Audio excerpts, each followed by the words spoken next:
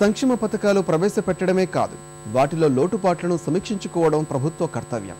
హామీలు ఇవ్వడమే కాదు, వాటిని ఎంతవరకు నెరవేర్చామన్నదే అత్యంత కీలకం. కిరణ్ సర్కారు ఈ విషయాన్ని పూర్తిగా గాలి కుదిలేసింది. రోజుకో పథకంతో ప్రచార ఆర్భాటమే కానీ ముఖ్యమంత్రి స్థాయిలో 6 నెలలకొకసారి నిర్వహించాల్సిన కలెక్టర్ల సదస్సులను విస్మరిస్తోంది.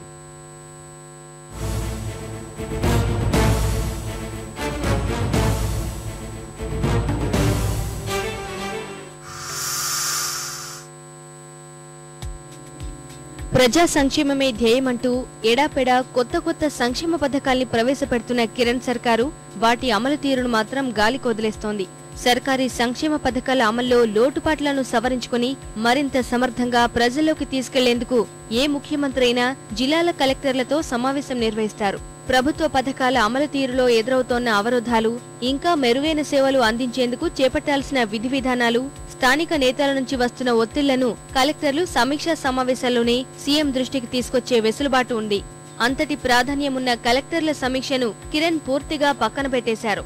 ముఖ్యమంత్రిగా బాధ్యతలు చేపట్టి దాదాపు 2.5 ఏళ్లైనా ఇప్పటి వరకు కేవలం ఒకే ఒకసారి కలెక్టర్ల సమావేశం నిర్వహించారంటే పరిస్థితి ఏంటో అర్థం చేసుకోవచ్చు.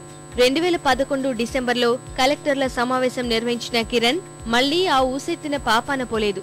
కలెక్టర్ల సమీక్ష పక్కన పెడితే గత ముఖ్యమంత్రులు రోజుకు 4 శాఖల అధికారులతో సమీక్షలు జరిపేవారు. ఇప్పుడు అలాంటి వాతావరణమే కనిపించడం లేదని అధికారులు చెబుతున్నారు. వాస్తవ పరిస్థితుల అధ్యయనానికి జిల్లా పర్యటనలు ఎంత ముఖ్యమో పరిపాలనపై పట్టు సాధించేందుకు కలెక్టర్ల సదస్సు కూడా అంతే ముఖ్యమని అంటున్నారు.